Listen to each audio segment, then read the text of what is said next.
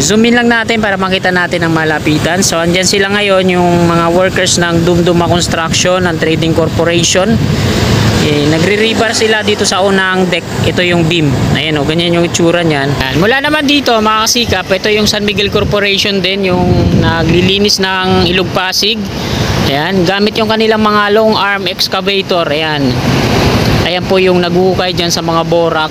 At kita naman natin yung mga borak na natanggal mula dyan sa Ilog Pasig. Ayan. Sinimulan ko to, walang naniniwala sa paligid ko.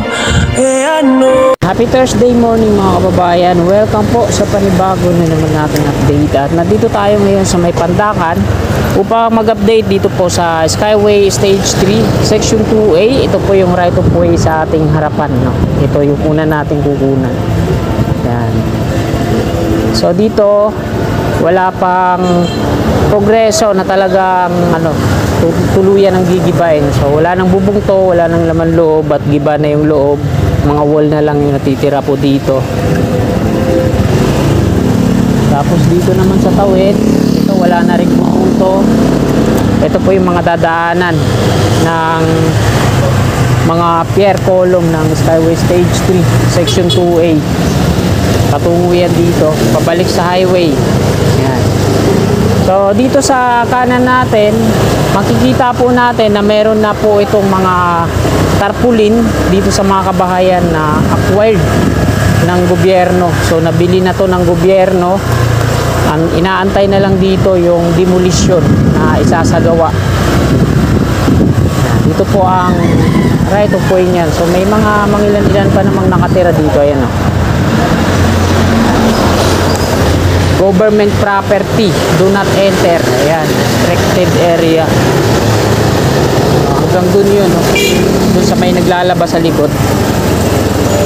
Thank you po. Hindi pa namin. Papa. So ayan, squatter daw kasi sila. Hindi sa kanila yung lupa, pero yung bahay sa kanila. Kaya huli na silang magpasa. So sana, bayaran sila, no? Kasi pag ganyan kasi, alam natin, alam sana natin pag walang titulo, maliit lang yung bayan.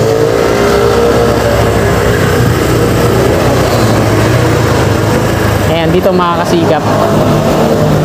So sabi ni Sir Bayo Cyber, pakita ako daw tong mga markings dito, no? Ayan, no? S6-8. Tapos dito yung mga bahay, wala nang mga bubong yan halos kasi may nakalagay na acquired na ng gobyerno. Dito naman BP3, ayan, 3 meters patungo dun. Ganun din dito. Ito naman dito, no? Sa Skyway po ito yung mga markings na to. Ayan, nag-umpisa tayo dito sa may Santa Mesa, tawid ng Padre Jacinto Zamora Bridge. Ayan, wala na rin dito mga bubong. So araw po ngayon ng Thursday, ika-31 na po ng Hulyo taong 2025. Katapusan po ngayon ng ng Hulyo. Bukas ay August na. Mahaba din pala tong tulay na to. Sana hindi man nakakawi yung motor ko doon. Sa tawid. So sisilipin lang naman natin doon sa tawid, no? Yan, may mga heavy equipment na sila doon, no? Dinidemolish kasi nila yung bahay doon, yung nasa kanan, tawid ng tulay. Yan, no?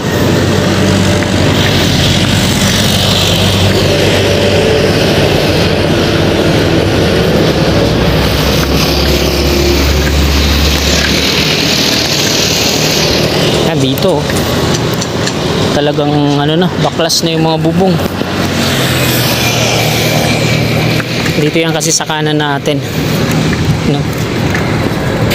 BP2, 2 meters patungo doon.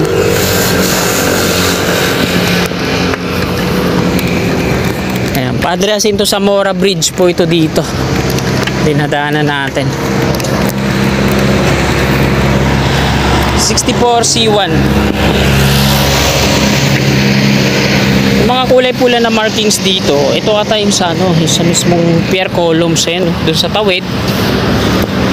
Demolish na. So malawak din pala kung ayan yung susundin, no? Pati itong magandang bahay na to patungo doon. Yan, mga kasikap po. Hanggang ano na, no? Ano?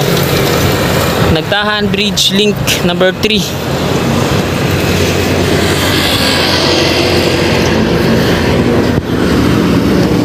Pan Dash 3 T28. Ayan, oh. Iba na. So dun sa kabila, so kahit di na tayo pumunta doon kasi may mga bantay. Ayan, oh. So hindi pa naman totally tanggal yung parang warehouse dyan sa Tawid. So dito lang tayo kukuha ng video. Ayan. Next na natin puntahan yan doon, papalipad tayo ng drone.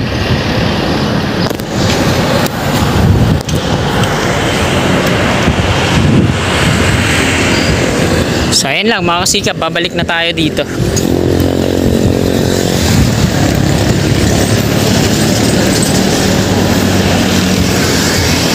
So ito yun yung alignment patungo dun, no, sa may dulo. So shoutout po sa lahat ng mga kasikap natin na taga rito sa Pandakan, sa mga nag-aabang ng ating mga update dito. Ayan, sila na yung kusang nagtatanggal ng kanilang mga bubong. Yan. Nabili na lahat to mula dito. Ayan, may mga sulat ng do not enter. Tiba-tiba yung mga nangangalakal dito, ano. Parang ayun, yung mga nagtatanggal ng bubong. Kasi malaking pakinabang yan, mga kasikap ko. Mga yero na yan, nabibenta pa yan. Tapos yung mga kahoy, yan, pang-uling. So ayan, malaking tulong yan sa mga kababayan natin dyan na mag-uuling, mga retaso. Ito wala na rin mga ano, wala nang laman loob yan hanggang dun sa dulo.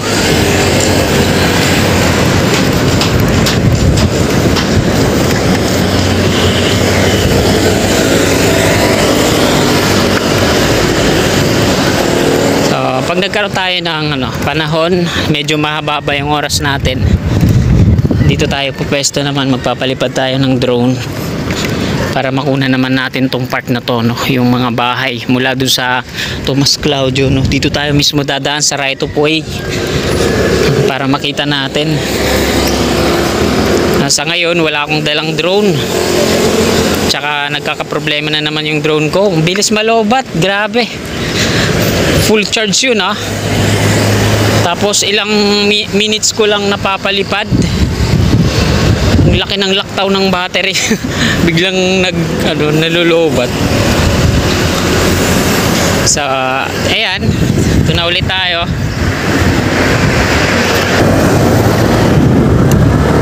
Dito naman sa kanan natin, ito naman yung sa NSCR, North-South Commuter Railway. Ayan. So wala pa akong nakikita mga progreso dito sa kanan. Bali itong flyover na to madidemolish to dahil ito po yung magiging daanan din ng NSCR. Matagal nang hindi gumagalaw to dito sa Tomas Claudio.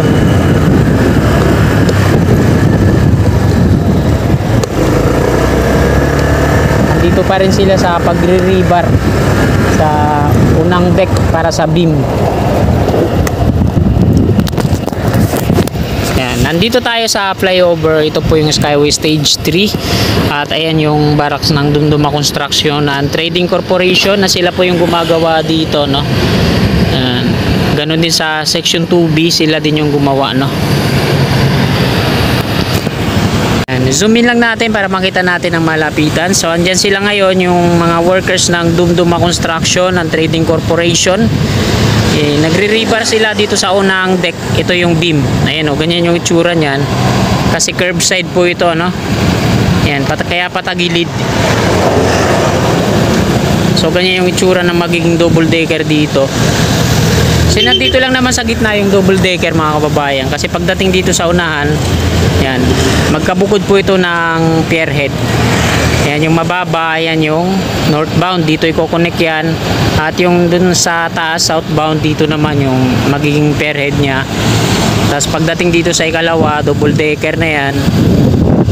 Ayan, curbside po yan, patagilid, papalik dito. sa highway at dyan sa kabahayan na yan sa binidyoan natin ang diretso niyan. So diretso naman tayo dun sa unahan sa may Pasig River, yung ginagawa nilang pagtatambak doon, at doon tayo mag-e-end ng ating vlog. So hindi ko nasisilipin dito sa may Pandakan Station, wala namang progreso, walang pagbabago, kaya sa susunod na lang natin kukunan yan pag may nakita na tayong mga gumagalaw-galaw dyan.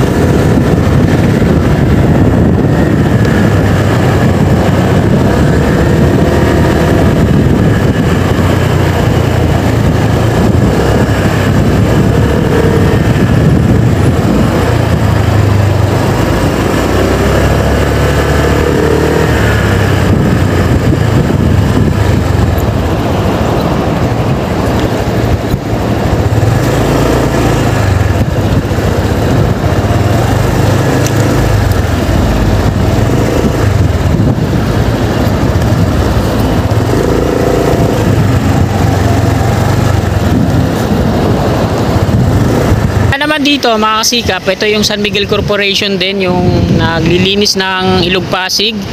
Ayan, gamit yung kanilang mga long arm excavator. Ayan, ayan po yung naghukay dyan sa mga borak, at kita naman natin yung mga borak na natanggal mula dyan sa Ilog Pasig. Ayan o, mga borak na may kasamang maraming mga basura, mga plastic at kung ano-ano pa. So ayan lang naman yung mga nahuhukay nila dyan. Makikita natin sa ilog na medyo lumalim, ano, at naging iba yung kulay ng tubig, hindi na maitim, meron na siyang parang ano, pagka green, hindi na siya totally na maitim na maitim. So unti-unti na siyang lumilinis. Tapos yung mga borak, eto naman napakalawak na, at pag pumunta tayo dyan, ano yan mga kasikap, mataas na yung tambak ng lupa dyan. Isang beses na ako umakyat dyan, didiretso sana ako dun sa may gilid, kaso hindi na ako tumuloy dahil malambot yung lupa at baka mamaya mabaon ako dyan ng buhay, hindi na tayo makapag vlog, so sayang naman. So ayan, hanggang dun na sa may mga puno na yon, tinatambakan nila yan dyan. Tapos dito naman, ayan yung barracks na ang gumagawa dito. So ayan yung mga barge nila, dyan isinasakay yung excavator, pinagtatakip yan. Tapos yung nandoon naman yung mga malalaki, ayan, ayan naman yung pinagkakargahan ng mga ano, borak. Ayan o, kagaya nyan, yan nila kinakarga yan. Tapos dito nila dinidiskarga naman. Ayan, dito tinatambak. Ayan. So ayan lang yung update natin ngayon mga kasikap. Kung nagustuhan nyo po itong vlog natin ngayon, paki-like naman po, at kung willing po kayo na share nyo po, no. So sana pa-subscribe mga kababayan, mga kasikap, at sa aking Facebook page, ito, papalo na lang po, Kasikap Motovlog. Maraming salamat, God bless.